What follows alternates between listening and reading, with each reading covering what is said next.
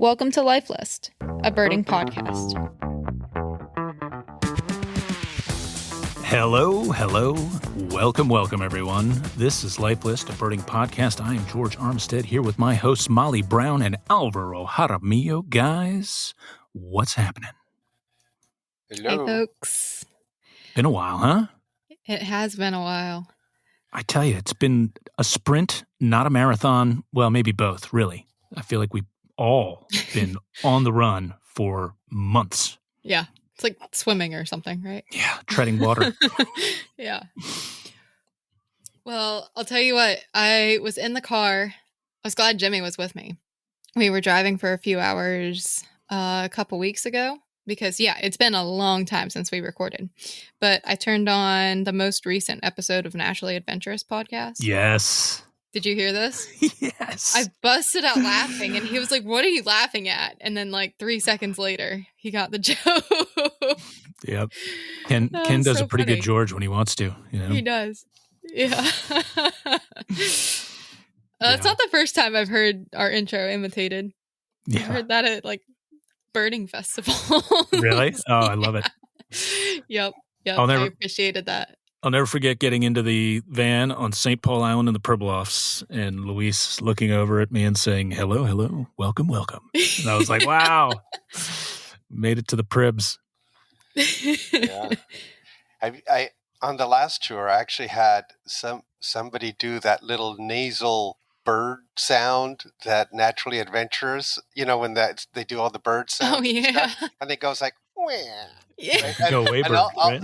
Yeah, and then I do that every time. Right. So they was like, that's kind of like a known thing. That little. Wah. That's so funny.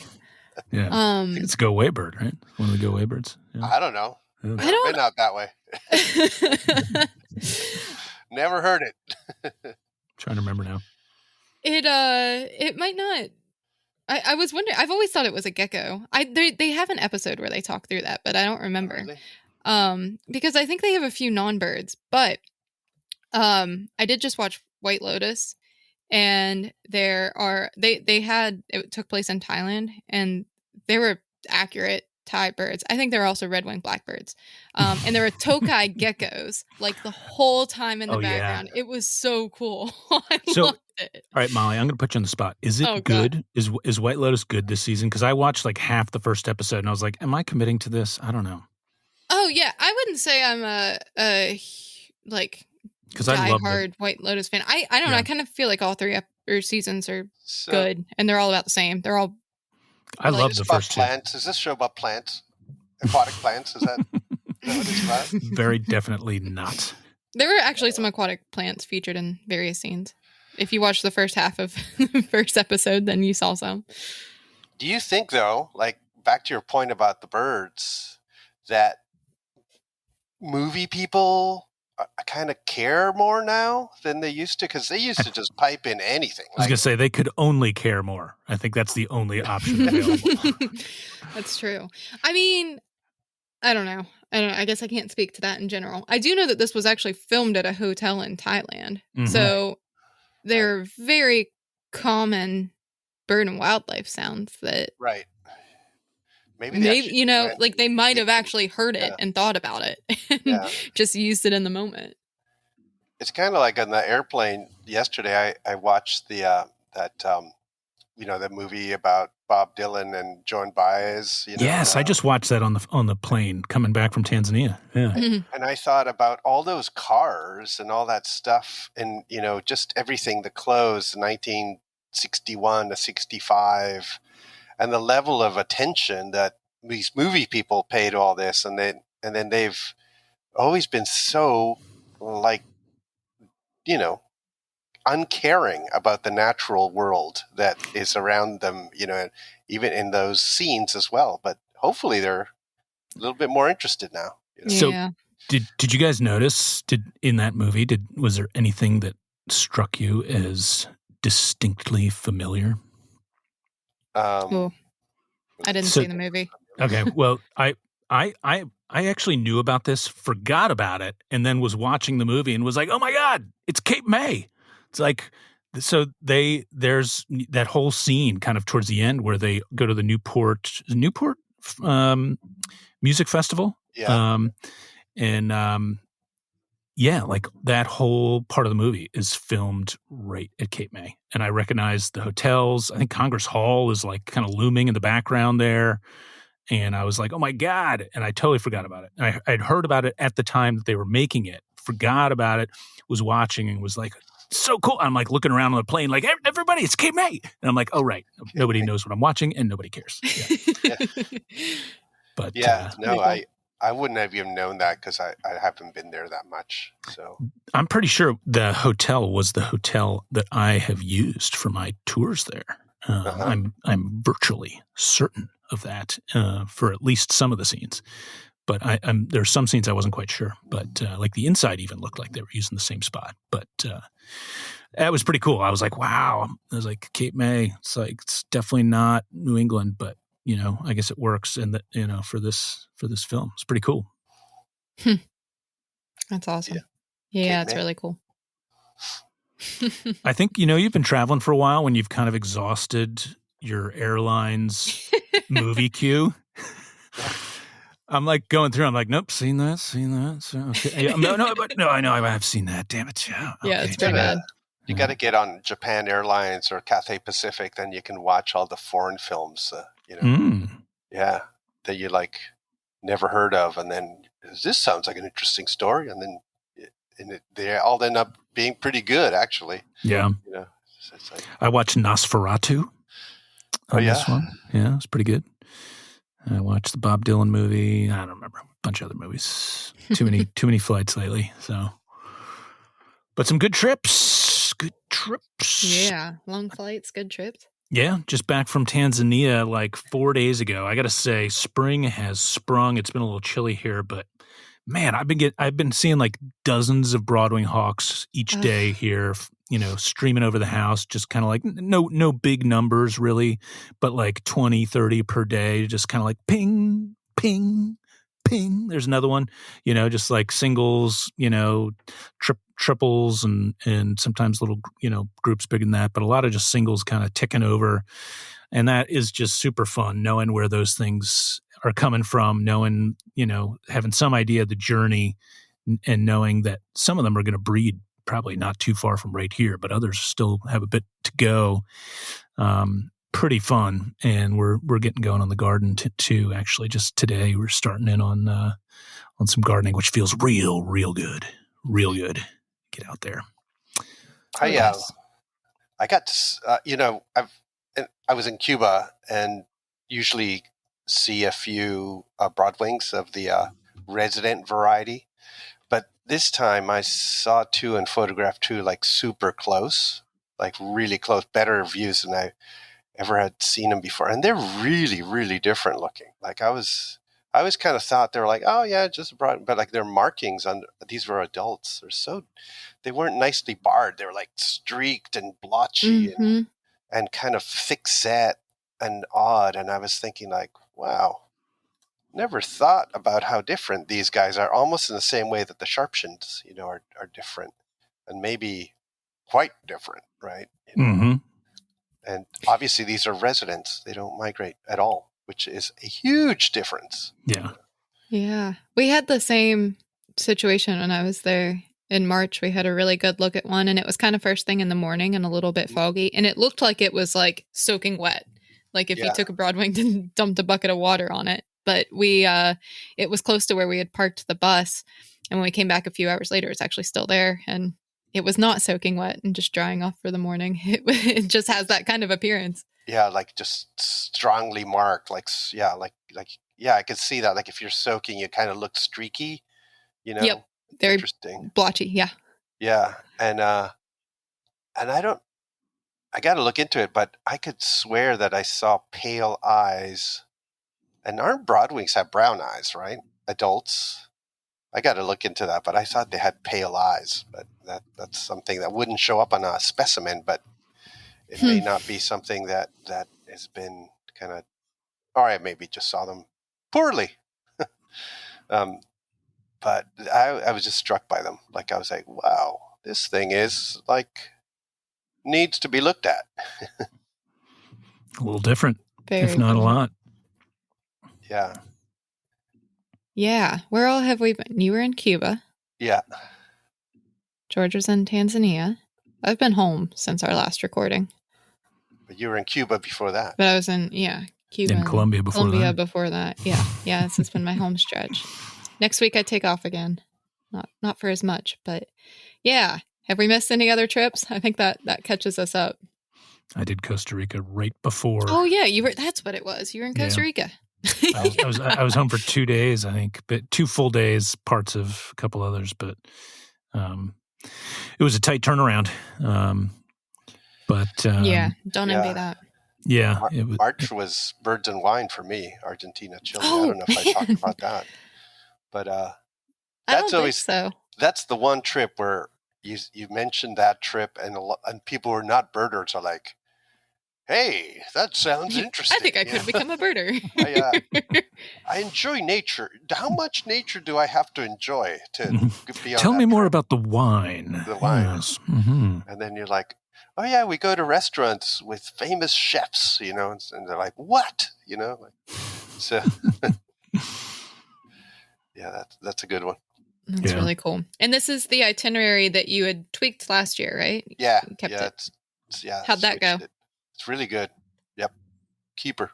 Yeah. So no flights. We just sort of do it like we used to sort of fly between the two countries, Argentina. And so this time we just start in one of the cities, Mendoza, and end in Santiago. We do kind of a U and cross the lower part of the Andes on the south on the vehicle. So it's a super nice crossing. What do you see up at that crossing? What birds? Birds? I mean, you're high enough that you see the classic things like gray-breasted seed snipe and greater yellow finch and, the several species of ground tyrants and scale-throated earth creepers and condors and torrent ducks. Red-backed Sierra finch? No, those are way further north. So okay, I don't know exactly where you're crossing. I should say. Yeah, this is kind of northern Patagonia. So, okay. Yeah, so it's no redbacks are like up kind of latitude northern Argentina. And they're cool. But Sierra finches, you'll see Plumbia Sierra finch, gray-hooded Sierra finch. And what other ones there? If you're lucky, the yellow bridled finch. Oh yeah, I forget. Mm-hmm. Yeah, there's the white bridle and yellow bridle finch, but we did not see that. Mm-hmm. On this they could be tricky. Yeah. So it's nice. So it's not that high. But it's further south. So it's different than the Santiago Mendoza crossing, which has a lot of traffic, trucks and all that, which the southern crossing is just tourists and very little traffic. So it's way more fun. So it's, so it's a good trip. That's awesome. Yeah. Sounds great.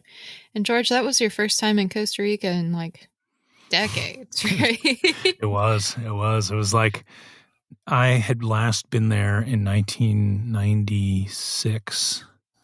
So it was I want to say it was quite different because obviously a lot has changed in 30 years.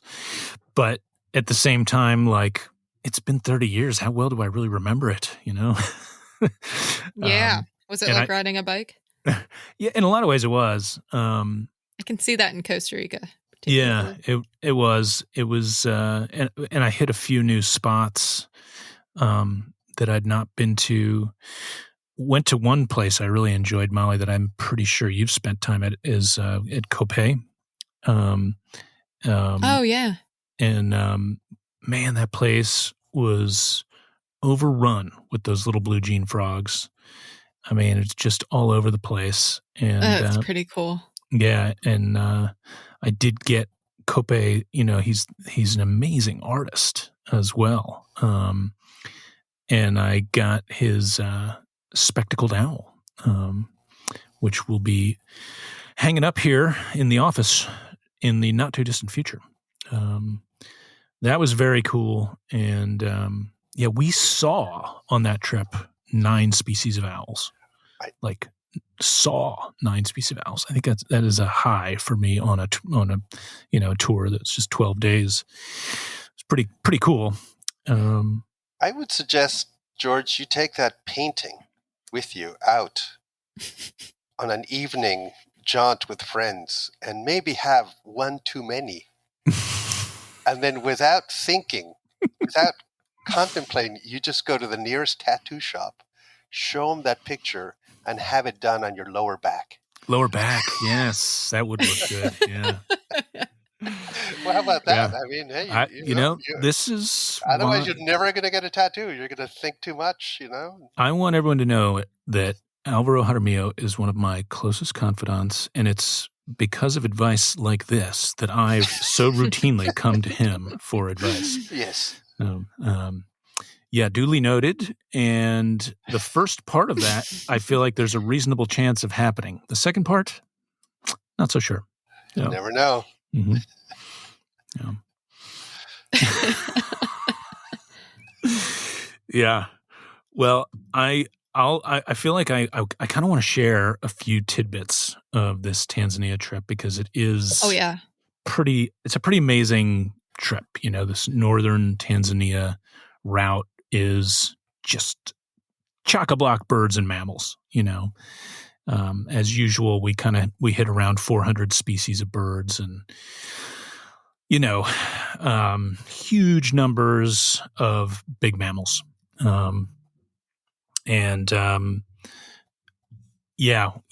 We did see kind of the quote great migration. Most of the animals, I think people don't necessarily understand that, you don't necessarily see the animals running all the time. They may be, you might catch them while they are eating, which is how we saw them. But it was just, you scan across the horizon and it's wildebeest and zebra and gazelles as far as you can see. And it is pretty damn stirring. And, we'll just turn the Jeep off and sit there and listen in silence, watching and just trying to absorb the enormity of it all. And it feels like a different planet, or a different state of consciousness or something. It's just like a alternate time and place. And that is awesome, always is awesome. I think the bird of the trip, as voted by everybody, was secretary bird, which was super awesome bird, and we had several nice encounters, including one gobbling up a snake that we saw it kind of kill something. We weren't sure what, and it pulls up this. I think it was an olive whip snake is what my friend Tristan had identified it as, and so that was pretty cool, just watching that thing gobble it up. It was like, and it took a while, and like the tail's like wrapping around the bill, and it's sort of like gross and fascinating all at once. And I got some good slow-mo video of that I'll share at some point. And one of the things I really enjoyed was I of course had my thermal with me, thermal camera, and one night we're on the Serengeti, and people are kind of drifting off back to bed. You have to have escorts to your rooms there because there are big animals around. And I'm just kind of scanning around with my thermal, and I just see this like thing that I thought was like a big dog at first, just kind of like shoot through a couple of our tents and out onto the plains. And I'm like, oh man, that's a hyena. It's like, and like there were some folks going to their rooms with an escort, and it just, was not far from them. And then as I'm watching that, 2 more just go like ripping through.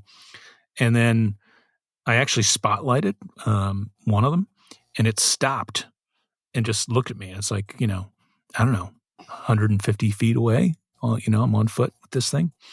And it just stops and looks at me, kind of turns his head.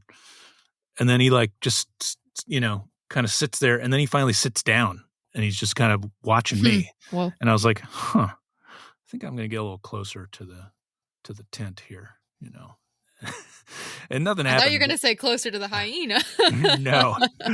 No, I have just enough common sense to avoid that. But yeah, I was like, I like that you were doubting that. Yeah. Gave you the benefit.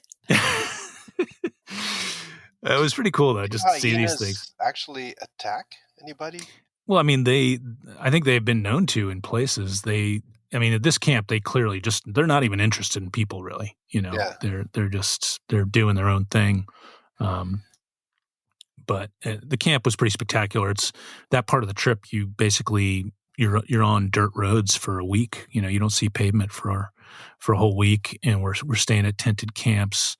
And I was saying to the group, I was like, I think the loudest sound I've heard this whole trip was the male impala that's in rut outside my tent that is making some pretty lascivious noises. Frankly, it's like, it is not like you listen to this impala going crazy, trying to impress the 40 or 50 females that are there. And it's hard to believe that he's impressing any of them. I posted the video to my Instagram should anyone want to hear what they sound like, but it was very loud. And one night, just from my tent there, I'm like, again, peering into the distance with the thermal and, seen a few things. Saw like African wildcat. And then I like lowered the thermal and I realized there's a bat-eared fox just like 10 feet in front of me, like super close, just looking at me like, and then I realized there was a couple more right there and it startled me. I wasn't I wasn't scared. I was just like, oh, there's 3 bat-eared foxes right there, which is an animal we only saw once the whole rest of the trip. Are they the same as fennec, or is that a different species? Different species. Yeah. Oh, right. Yeah. Really, really handsome things. And really just fascinating animals. And that was really cool. I think a real highlight for me, and you guys probably get a kick out of this, was we were driving back into town at the end of the trip, and a friend of mine who works helping us, set up various aspects of the trip, texted me a photo of a guy wearing a Hillstar hat. And I'm like, but the Hillstar hat doesn't look like the right color. I'm like, where did he get that hat? Like, we don't make them in that color. It looked kind of like a rust orange almost. And he's like, no, it's the normal Hillstar hat. He was like, somehow he must have got it from when your last trip. And this guy's been wearing it just like all the time. And I was like, well, who is he? He's like, I don't know. The guy's just drunk, walking around town in the middle of town. And he was like, I just noticed the color. He was like, that hat is not supposed to be that color. So I had to take a photo and send it to you. But he's like, yeah, he's just some random drunk guy walking around town that everybody kind of knows. I was like, wow, it's a ringing endorsement right there for Hillstar Nature. But yeah, that was pretty funny. But yeah, it was a really great trip. Great gang of folks. I think I mentioned to you, Al, but probably one of the most unusual things we saw was we went to Lake Ayasi, which is not a spot just about everybody goes to really. But and we got there, and man, I have never seen more marsh terns, like thousands of white-winged terns and whiskered terns. And I made some estimates, but I think they were wickedly low. I think I estimated something like 8,000-9,000 total terns at that lake. But it was, as far as you could see, they filled the air. And it was just amazing. And one of the things we realized, like while we're like looking through, there's a lot of great gulls there. And our friend Mary, Mary Kimberly has been on a few trips with us. She's like, these ones are kind of pink. And I was like, yeah, you're right. And then they were slender-billed gulls, which is a pretty rare bird in anywhere in Tanzania, really. Although it sounds like they're kind of creeping down the Rift Valley more and more. But that we counted over 40 of them there, or estimated about 40 of them, which was a real shock to see. We weren't expecting to see any, so to see that many was quite a surprise. That was my rarest gull find in Asia, I guess, is slender-billed gull in Bhutan. Really? Yeah, kind of nowheresville for that bird. That seems really nowheresville for that bird. Yeah. That was the same day, hours before maybe minutes before I became deaf. Oh, really? Was that trip that long ago? Yeah, it was like we Wow. saw the slender-billed gull, and I was all excited. Then we saw Kentish plovers that hadn't seen them in that area, and then some swallows went over, and then suddenly I was like, dizzy and fell over, Yeesh. and that was the start. Wow. Holy cow. Yeah, so very memorable birds. Yeah, serious. Yeah. Well, these ones certainly surprised us. Yeah, it was. You know what I think was probably kind of my favorite bird of the trip, actually, was corncrake, which is a bird that I was so overdue and had never seen before. And we had one. I'm like, what's this on the road? And it's on the road in a big puddle, like kind of bathing feet, looking at something and just messing around the water. And I was like, oh yeah, it's a corncrake. Wow. Sounds like a good look at it too. Yeah, it was running cool. through something. Yeah, it was cool. It's a good trip, good gang, and lovely spot to go. Looking forward to getting back there. I've heard a lot of good things about that route. Are you what kinds of birding are you doing throughout the trip? Is it mostly safaris and that sort of thing? It is, yeah. The bulk of the time we are in national parks where there are big animals. So, to start the trip, we do some birding where we're kind of in and out of the vehicle. We have a few places where we can get out and do a little bit of walking, and especially kind of where there's forest, like on the Ngorongoro Crater Rim. There's some nice forest there. We usually do a little bit of walking in the Arusha National Park, which is pretty much right where you arrive. That's a place where you can do a little bit of walking. There are buffalo and elephant around, so you got to be careful, but it is good. It's nice to be able to do some walking there. But there's a good chunk of the trip, there are lions and a lot of buffalo potentially, and elephants and other stuff that that you don't want to be out of the vehicle. So it's a lot of safari birding from the Jeep. But we got pop top Jeeps, and you can see a lot from these safari Jeeps, 400 species, a lot of the stuff you see really well. The photo ops are amazing. I shot quite a bit of video on this trip, which I'm excited to put together a video. So I'm working on that now and hope to have something to share in the not too distant future. I've experienced it multiple times at this point, but it still amazes me that you can get that many bird species just by moving along slowly in open air vehicles. I mean, that's a lot of birds. I know. It is crazy. And we take our time with the elephants and zebras and lions, I'm sure. As one should. Yeah. Maybe that's the optimal, combination of speed and mileage covered to get birds when you're in that kind of situation. Because, as you said, I know you're not spending every waking moment birding and maximizing your birding locations. And still, that's a lot. It is. It's crazy. Yeah. It's really wild. I think it was like we had like a week left or something, and one of my friends on the trip was like, we're at like 300 birds. I mean, there's no way we're going to get 100 more by the end of this trip, right? And I was like, I kind of think we're going to come close if we don't actually. And sure enough, we did, Yeah. Really cool. When you go to South America, the bird continent and the whole deal, one of the oversold parts of it, I think, is that a lot of species are actually quite similar to each other. So you get a whole bunch of these terranulates that for a lot of people, they're not that exciting, but they're all different species. Some of them pretty rare, some of them very specific as to what they do, like, where they eat and all that.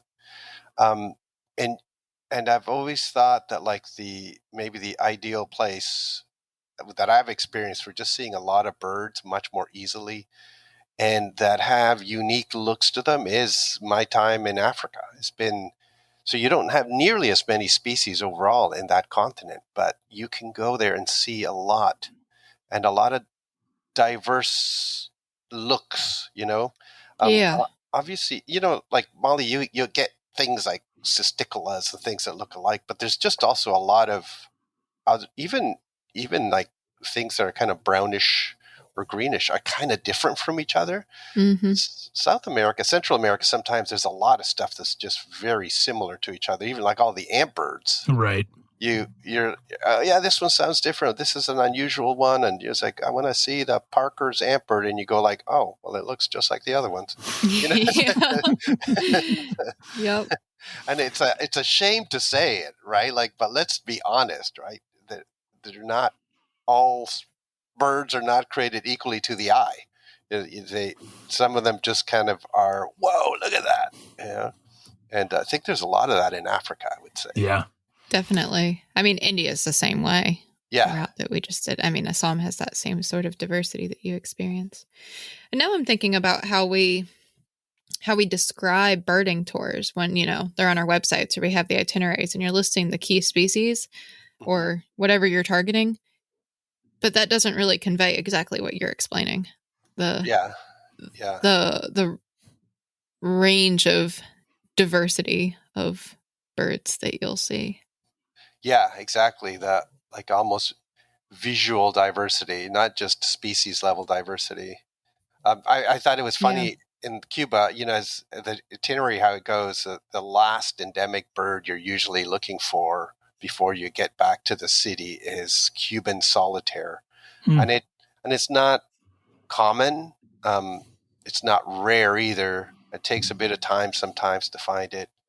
And when you see it, people are like, they want to see that last endemic, and they kind of look at it and goes, kind of looks like a Swainson's thrush a bit. Yeah. It's sort of like a letdown, and then people are like, okay, but the voice is beautiful. It is a beautiful voice, isn't it? Like almost trying to justify their interest in it, and then I talk about, it's solitaires are in the mountains except for these offshoot Hawaiian ones and these offshoot Caribbean ones, and try to get the historical component to make them more interesting. And then you realize, you know what? If it had a bright red cap, it would just add. It just doesn't, though. And you can't get away from the visual aspect of some birds. Just go wow, and others are like, oh, all right, yeah, interesting.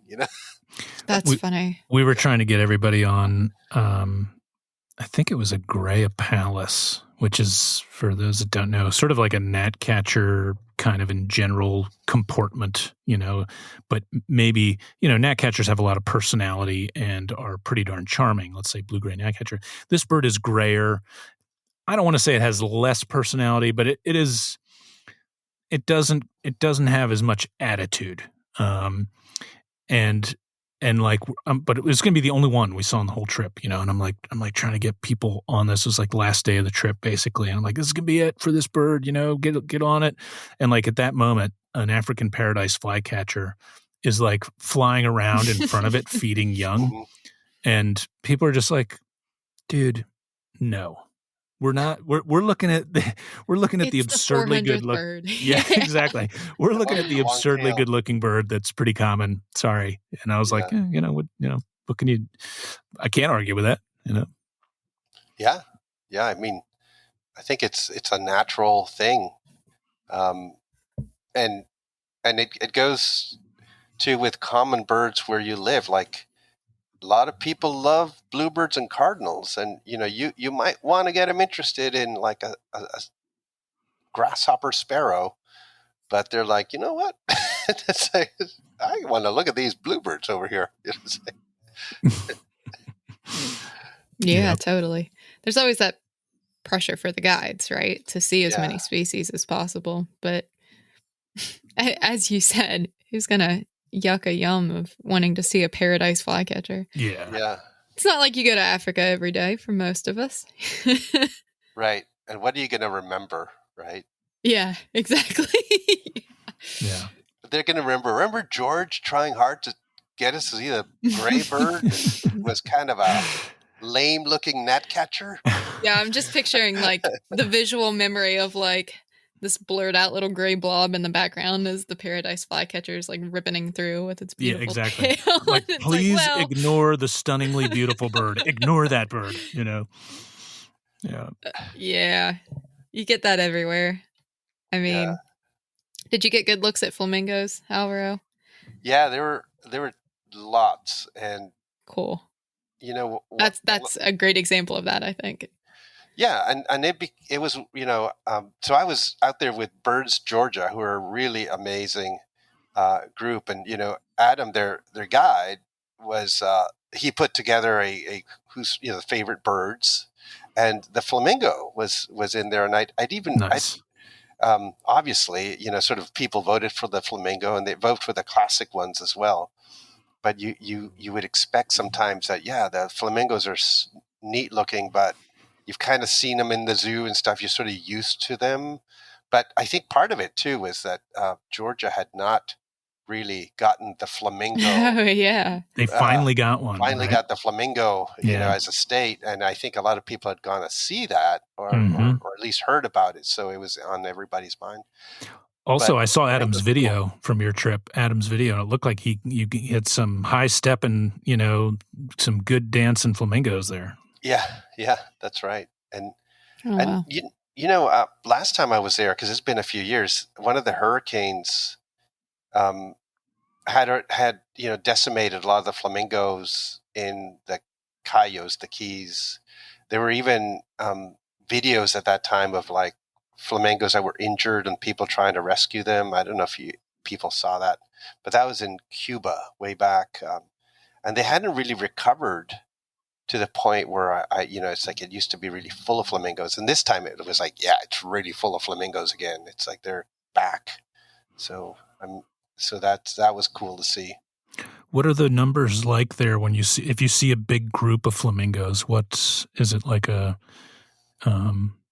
you get like a few hundred at a time or more? Oh yeah. I mean, I think when you're looking out in the distance in Cayo Coco and you see these pig blobs, you're probably over 1,000 flamingos. Wow. But some are very close and really great to look at. A lot of the other ones are way out there. So Yeah, I was going to say there's this causeway that was relatively new, right? Like 80s or something that connected the mainland to the Cayos. It's I think like 15 miles long. It's really long. Yeah. I know that I do more than 2 checklists as we go across it. Right. So it's more than 10 miles. But as you're doing this, it's a really surreal feeling because you've got a little bit of a heat mirage and these really shallow waters that are like perfect Caribbean, like cerulean blue kind of color. And then you just see these little pink lines clear out on the horizon, depending on where the flamingos are. And yeah, it's really hard to estimate at that point. I mean, they're so distorted when you see it that far, but it's just like, it's like a painting. And if you just like throw a little bit of pink in a line out there and it's hundreds of flamingos. Do you know, Molly, on that causeway, and I've been on it for years, and it's one of the best places to see red-breasted merganser, right? Like, yeah. And in the winter and in the spring, there's still a few there. I have never seen a male. Like hundreds and hundreds and hundreds. They're always female type things. And I asked Arturo Kirkconnell, have you ever seen a male? And he goes, no, never a male. And I'm like, isn't that wild? Like, so only female, for some reason, only female red-breasted mergansers go to that latitude or that place. That's interesting because, like, even on the Jersey coast at times, I've noticed what seem like sex-specific flocks. Yeah. And yeah, that is really interesting. Yeah. It is. It's strange to see any mergansers. Right. They look out of place. It really, next to the flamingos. Yeah. It's like when you go to a place that's very tropical and there's like a ringneck duck. Exactly. There in some pond, and you're like, wow, that thing looks out of place. See some scalp there? Yeah. Crazy.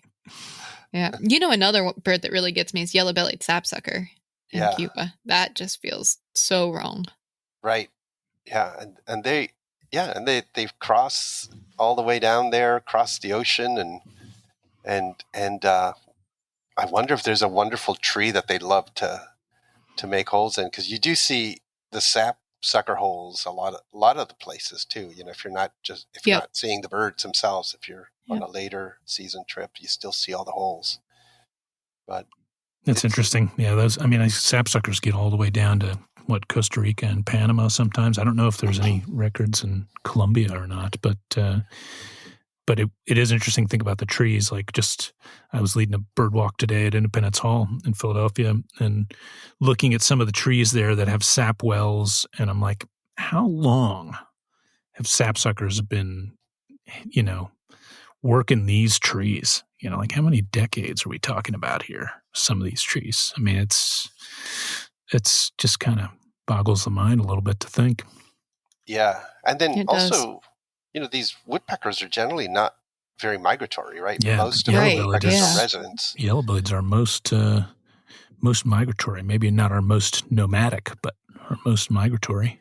Yeah, definitely. I mean, they really go. And the western ones don't migrate nearly as much. Sure, they move, right? So you get them in places where they don't breed, but they don't go, just leave their entire breeding area and go south. I think a large proportion of the breeding range of yellow-bellied sapsuckers has nothing in winter. Yeah, right? Exactly, it's vacated. Yeah. Here. It's one of my favorite migrants, and right now it's peak for them in spring. It's kind of mid late April, and you just I think people on the birdwalk sometimes are surprised because they see a woodpecker down there and they just kind of expect it to be like a downy, and I'm like, actually, at this spot downtown, sapsucker is more likely, which is kind of weird. That's really cool. Yeah, and we have them around here and where I live in winter in small numbers. I feel like it's every time I step out the door, I hear the same one sound off. It's like, and it's really terrible. That was a very bad sapsucker. I can't do it. It's somewhere between a cat meowing and somebody falling off a cliff yelling. I don't know, but I can't do it. But yeah, in April and in October, man, it's I just see them flying over the house, and I'm always struck by how strong they are in the air. I mean, you can tell they are built to cover some ground. Built to cover ground. Yeah. Yeah. Hey, so Molly, I was reading your newsletter. Yeah. You were talking about all the woodcocks out the wazoo around. Yep. I think that's pretty much how I said it. Yeah, no, you said it in a more elegant way. But, I don't know. But what are we talking about? You guys have just lots and lots, multiple males displaying, in the. Yeah, if we walk the length of, I guess it's all relative, right? I can get 8 or 10 on a checklist, and that's. Oh wow. But it's, you just see them a lot here. It's so cool. So even if they're not displaying, they're just flying around a lot. Wow. And I don't know, the sky is a little bit lit up at night, actually, because I'm a few miles from a federal prison. 10 miles or so, and there's a little bit of a glow, and I'll talk about that more. But I guess that does kind of light the sky enough that it probably helps a bit. But yeah, they're just they just move a lot, and it really surprises me because they we live on kind of one side of a big hillside that's got a cutout meadow, and then there's 100 yards or a little bit more width of trees that get down to the low point and a creek, and then there's a hill on the other side, and they go back and forth from our hillside to the other, and they move up and down the length of our field. So they're really active. Yeah. And displaying at the same time. Western birders, that's one of their magical birds that they always hear about from the east that they don't have in the west. And I remember one turned up in California, right? Was a year ago or so, and everybody was was going for it. Right. No, it's really seldom do they ever get to the west, but they're also weirdos because they're one of the few birds that actually breeds in the south and then migrates north and breeds again.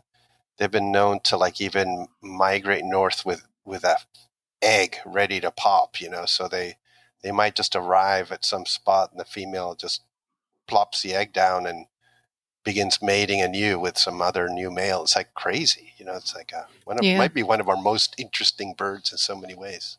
Agreed. And one of our friends that Molly knows as well, Angela, is a massive woodcock aficionado. She turned me on to the Instagram account Nickel Meep. And if you guys haven't seen that, it's worth checking out Nickel Meep. They have some pretty funny videos. It's the title. It says Meeps, the Butt Rock American Woodcock. The page where the paint don't stop. So worth a gander if you haven't seen it yet. But Molly, you've even had baby woodcock at your place, right? I haven't found a nest yet this year. And baby woodcock. I've seen those before. That's pretty. They do the little. I saw them do the whole thing like walking with the crazy Al's doing walk it right now. I love it. Yeah, the crazy walk. Baby woodcock impression. Yeah. Why do they do that? It's so weird, the whole walking forward and back and forward and back. And then, right. I'm like, yeah, what's with that? Like, it's like, yeah, I don't understand it at all. I really don't know, but it's a good vibe that they put down. I like it. Yeah. Yeah. Gosh, that's got to be one of the most loved birds. Like, if you know about woodcocks, you have to adore them, right? Yes. Yeah. I think I always say if something that's got a bunch of different names, I think that's a pretty good indication that it's got a following, So you got timberdoodle, of course, right? Mm-hmm. Is one of the best colloquial names ever, but there's also Labrador twister, which is another really good one for woodcock. I can't remember if bog sucker is for woodcock or if that is for snipe.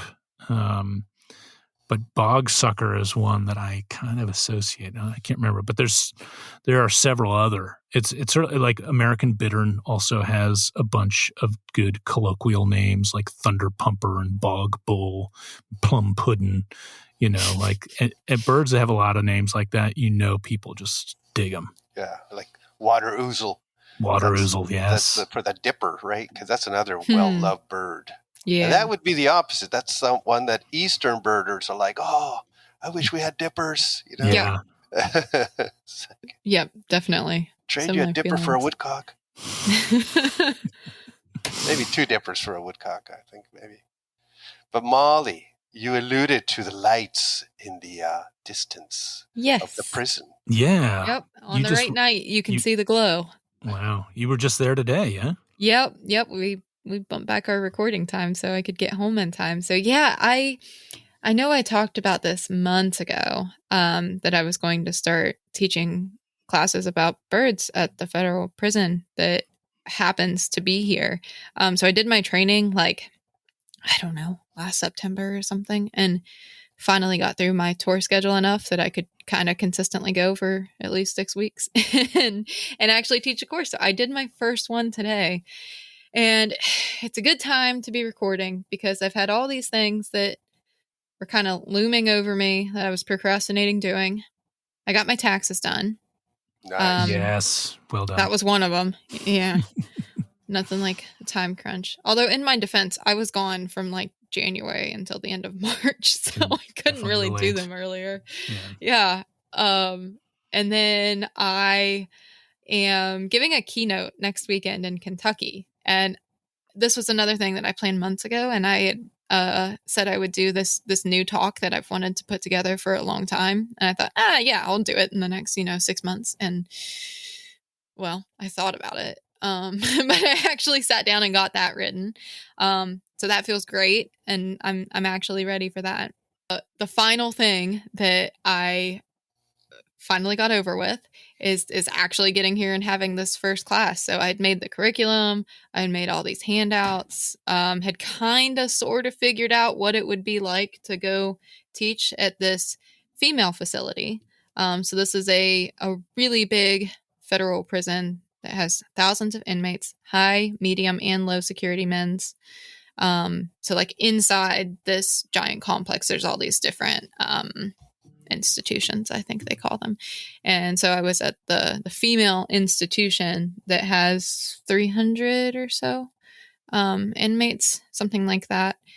And yeah, so I had finally put my schedule together for this, and they typically like they just have 14 desks in their classrooms, I guess. So they typically cap at 13 or 14 people. And there were like 65 women who signed up to take this birds and ecosystems in Appalachia course that I put together. So they narrowed it down for me.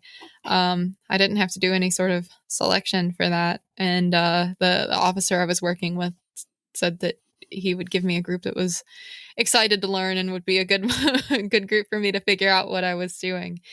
And yeah, I was so I was nervous, but I really just didn't know what to expect. I hadn't actually been inside the facility or anything at all.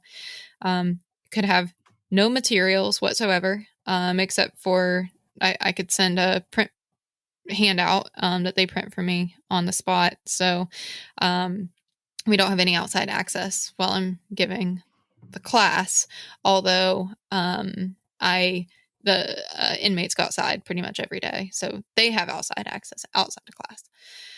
So walked through, went through the whole like security check-in and everything. And you kind of go in this like giant courtyard that has these sort of 4 living areas with all these different classrooms and cafeterias and resource libraries and recreation rooms, and the dentist and all of these other things are kind of like doors that you go off of from this big sort of complex.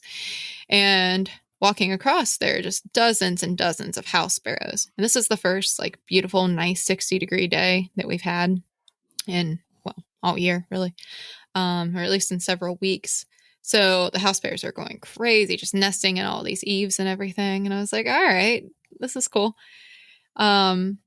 Went into the classroom, and I am given 90-minute classes. So everybody came in, sat down, and I asked everyone where they were from, because there are only, I think, 8 federal female facilities in the U.S. So I knew that it wouldn't, just be like people from around here. Actually, nobody was from West Virginia, but everyone went through, and the last woman said that she was from Guam.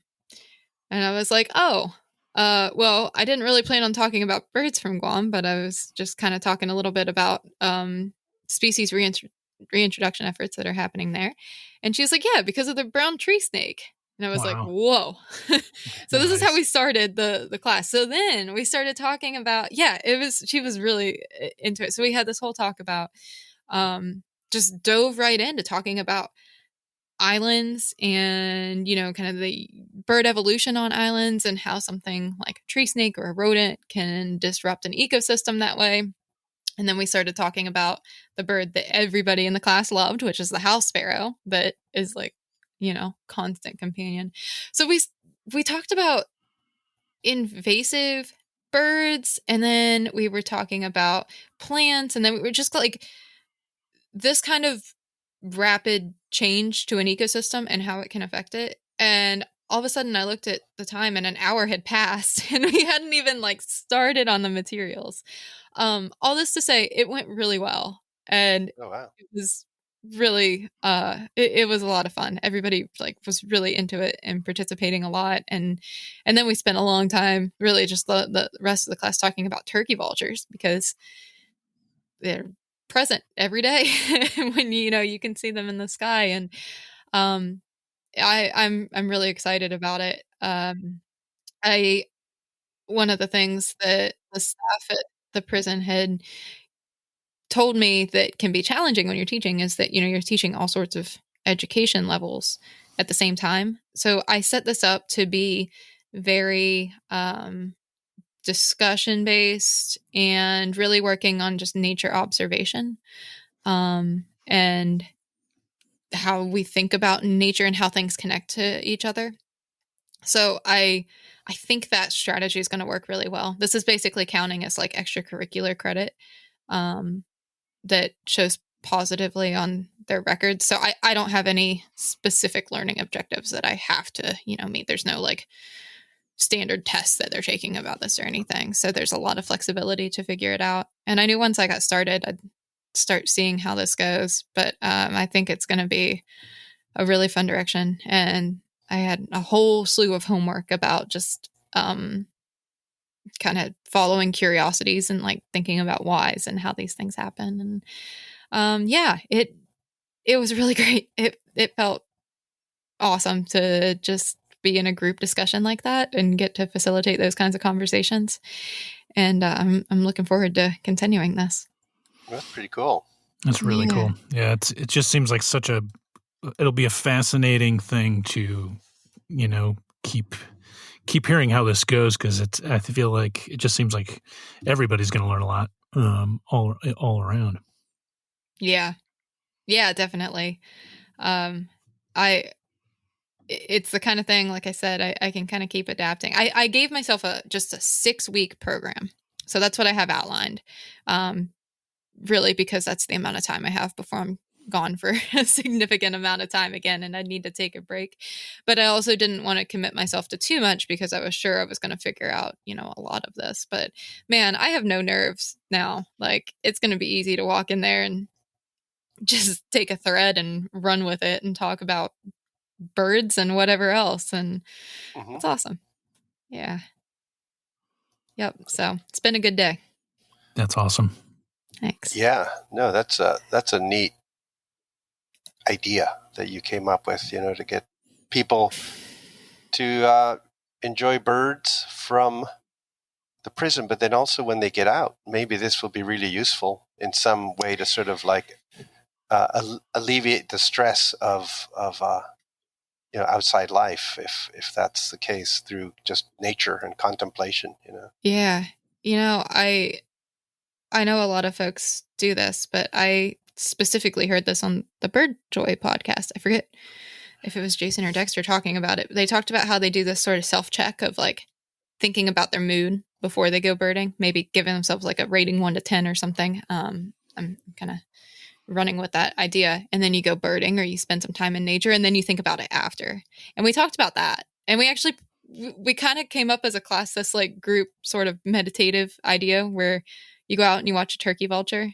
And when they flap their wings, you start taking deep breaths until the next wing flap and, just kind of observe the vulture as you're focusing on it. And that's absolutely the kind of thing that I'm thinking it's like my personal goal for the class to have, is to just have a ability to reap those mental health and emotional benefits from nature more consciously. I think that's what I'm trying to do. Right. So Holly Merker sent me copies of Ornitherapy. I have yet to figure out how to make a donation to the resource library, but I'm figuring out the system as I go as well. So I have excerpts from that to share with the class too. So it's pretty fun. And they asked me to bring a bird in. And I was like, I don't think I have that permission yet. Bring a bird in. Yeah. Yeah. Like, here's my pet cassowary. Oh my God. Basically. Yeah. Yeah. But I guess there's a flock of turkeys that hangs out right outside the area where they have a track that they go out for recreation. So they've got this whole group of turkeys that they're watching every day right now. And they were all telling me how active they've been. It's pretty cool.